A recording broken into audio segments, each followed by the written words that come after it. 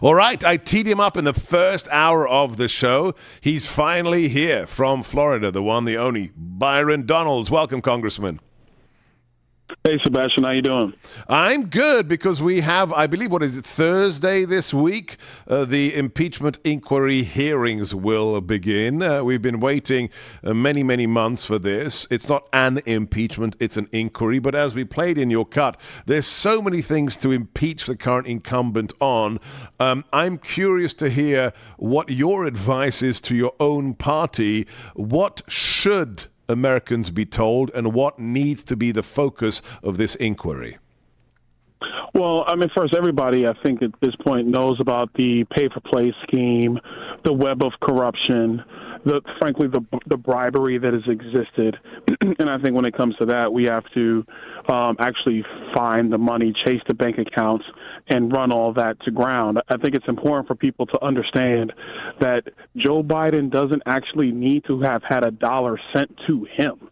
I mean, it's really as simple as if his son was spending money on his behalf, like the son, Hunter Biden, told his daughter he had been doing, that's enough for bribery.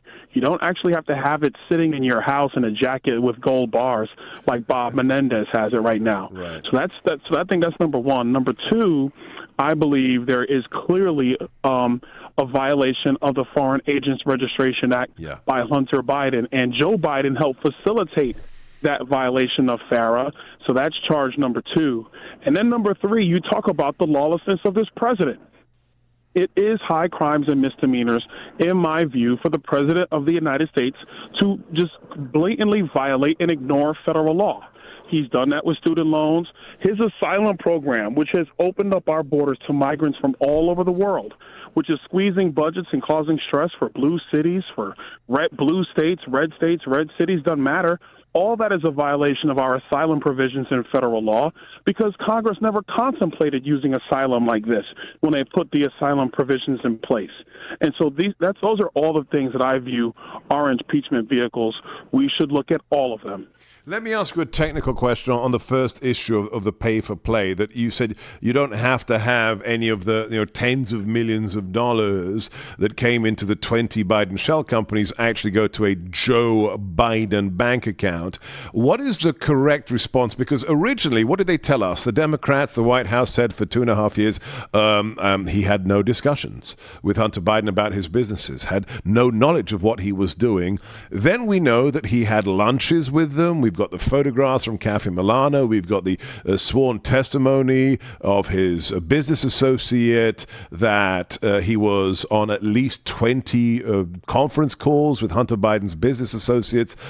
So then what happened? Your Democrat colleague from New York did a bait and switch. He said, well, Hunter Biden wasn't selling access. He was selling the appearance, the illusion of access.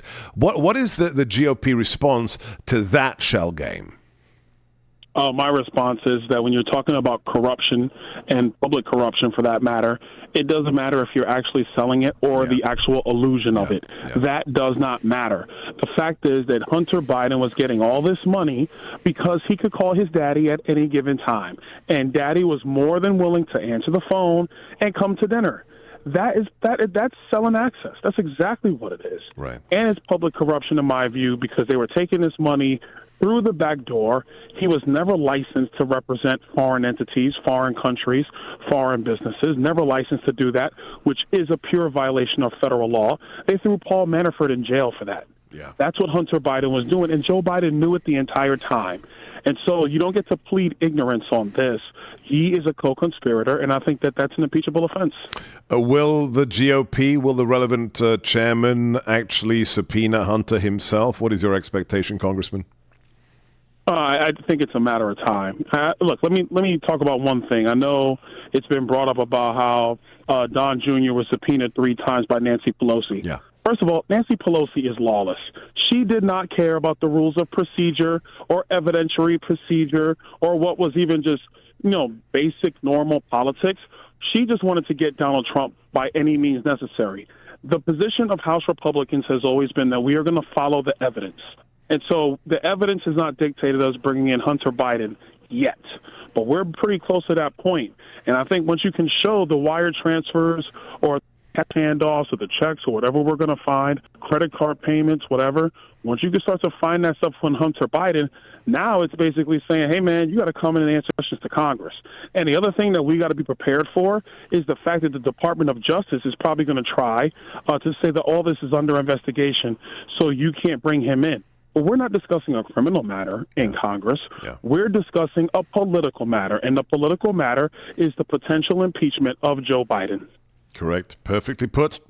He is the congressman for the 19th District of Florida. Follow him right now, Rep. Donald's Press on Twitter and the website donalds.house.com. That's donalds.house.com. Thank you, Congressman. Your call's next here on America First, 83333 Gorka, coming to you from just outside the insalubrious, fetid, rank, malodorous, noisome swamp that is Washington, D.C. From